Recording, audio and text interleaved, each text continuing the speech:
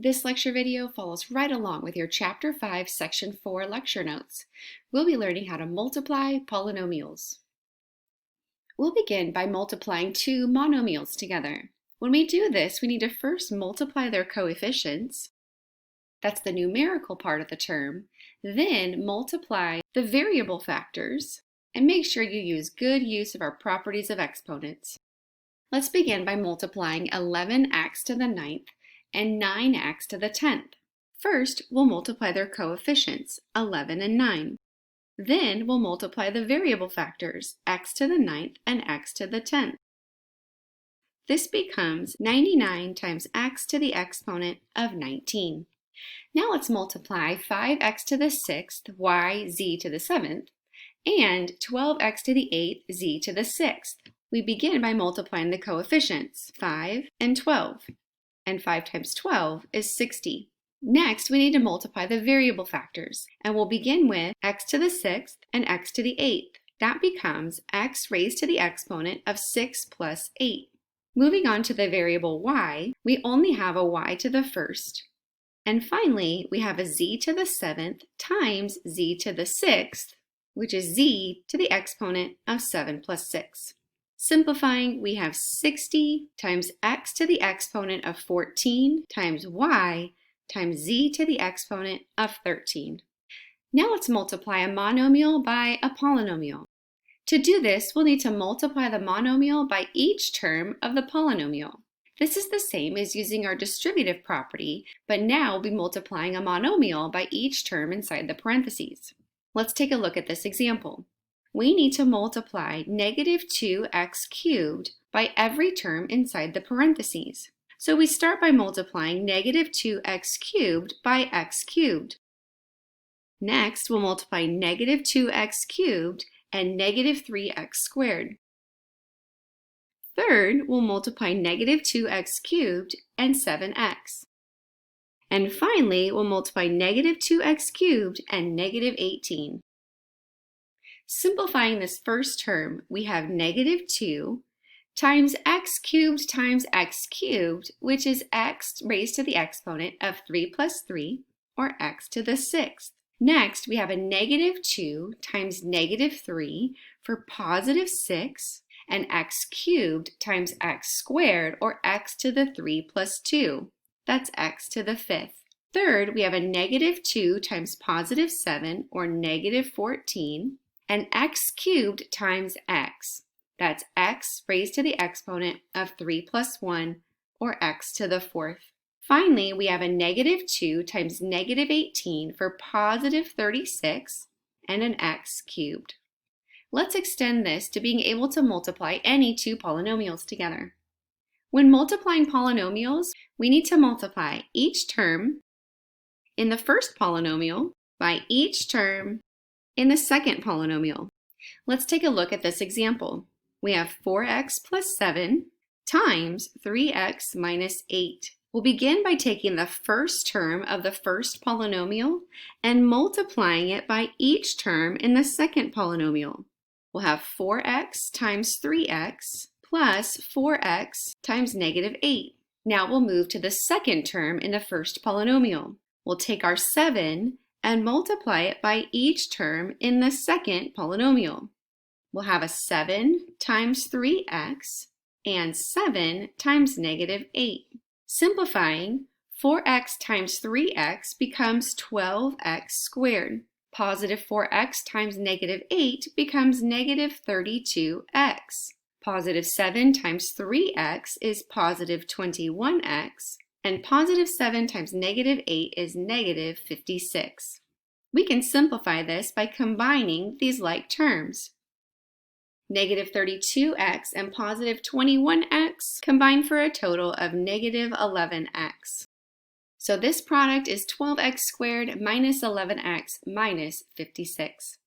Let's take a look at another example. In this example, we have 5x minus 2 multiplied by 2x minus 9. We'll start with the first term of the first polynomial and multiply it by each term in the second polynomial.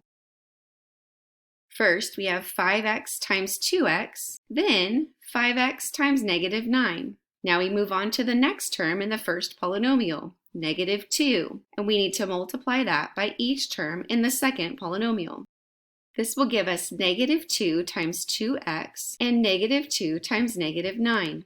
Simplifying, this becomes 5x times 2x, or 10x squared, plus 5x times negative 9, or negative 45x, minus 2 times 2x, or negative 4x, and negative 2 times negative 9 for a positive 18. Combining our like terms in the middle, this becomes 10x squared minus 49x plus 18. Let's take a look at example 7. In example 7, we're given two functions, f of x and g of x, and we need to find their product. F of x times g of x is equal to x plus 8 times 3x squared plus 6x minus 2. Notice at this time we have a binomial multiplied by a trinomial. We will follow the same steps as we did before. Starting with the first term of the first polynomial, we will distribute it and multiply by each term in the second polynomial. This gives us the terms x times 3x squared plus x times 6x plus x times negative 2. Now we can move on to the second term in the first polynomial. We'll distribute that term and multiply it by each term in the second polynomial. This gives us the terms positive 8 times 3x squared plus 8 times 6x plus 8 times negative 2. Simplifying each of these terms, we have x times 3x squared, which is 3 times x cubed, plus x times 6x, which is 6x squared, plus x times negative 2, or negative 2x, plus 8 times 3x squared, or positive 24x squared, plus 8 times 6x, for a positive 48x. Finally, 8 times negative 2, or negative 16. Now let's combine like terms. There is only one term with an x cubed, and that's our 3x cubed. But there are two terms with x squared. Combining those like terms, we have a positive 30x squared. We also have two terms with x. And combining those like terms, we have positive 46x. Last, we only have one constant term, negative 16. Now we have the product of f of x and g of x. Let's take a look at some special products.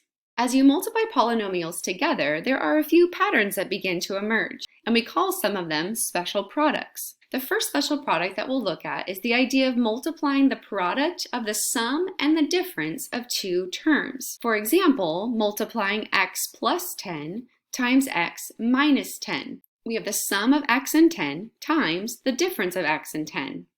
This will produce what we call the difference of squares. Let me show you what I mean. Multiplying these two binomials together, we start by taking the first term in the first polynomial and multiplying it by each term in the second polynomial. This gives us x times x, or x squared, and x times negative 10, or negative 10x. Moving on to the second term, we have 10 times x, positive 10x, and positive 10 times negative 10, or negative 100. Combining our like terms in the middle, this gives us simply x squared minus 100, since negative 10x and positive 10x add to 0.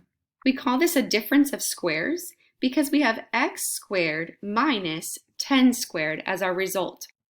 In general, this rule looks like a plus b times a minus b is equal to a squared minus b squared. When you multiply the product of the sum and difference of two terms, you end up with the difference of the squares of those two terms.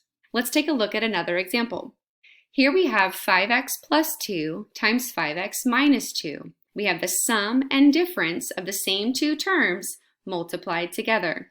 Using the idea of the special product that a plus b times a minus b equals a squared minus b squared, we can simplify this product quickly. 5x is our a, and 2 is our b. So this becomes 5x squared minus 2 squared. Using good properties of exponents, we know that this becomes 5 squared, or 25, times x squared, minus 2 squared, or 4, the difference of squares. Now let's look at another special product. The second special product that we'll look at is the idea of squaring a binomial. That's a plus b squared or a minus b squared. Let's look at what happens when we have two terms, a and b, add them together, and square it. This is a plus b times a plus b. Distributing, we have a times a plus a times b. That's a squared plus a times b, or ab. Then we have b times a and b times b. B times a is the same thing as a times b, and b times b is simply b squared. Combining our like terms in the middle, we have one ab plus another ab. This gives us a squared plus 2ab plus b squared. So when you square a binomial of the form a plus b, the result is the first term squared plus 2 times the product of the two terms plus the second term squared. Let's take a look at x plus 6 squared.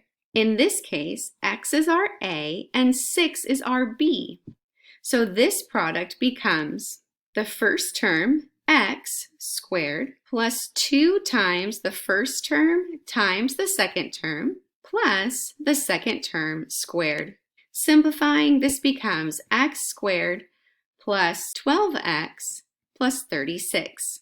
Now let's look at what happens when we square a minus b. That's the product a minus b times a minus b. Distributing the first term in the first polynomial to each term in the second polynomial gives us a times a, or a squared, plus a times negative b, which is negative a times b. Distributing the second term in the first polynomial to each term in the second polynomial gives us negative b times a, or negative ab, plus negative b times negative b, which is positive b squared. Combining our like terms in the middle gives us a squared minus 2 times ab plus b squared. So when you square a binomial of the form a minus b, you end up with the first term squared minus 2 times the first term times the second term plus the second term squared. Let's look at another example. Here we have 3x minus 7 squared. We just discovered that when you square the difference of two terms, you end up with the first term squared minus 2 times the product of the two terms plus the second term squared. Applying that to 3x minus 7, 3x is our a and 7 is our b. So this becomes 3x squared minus 2 times 3x times 7 plus 7 squared. Simplifying, we have 9x squared minus 42x plus 49. And now that we know how to multiply a number of different types of polynomials together, that will conclude this lecture video.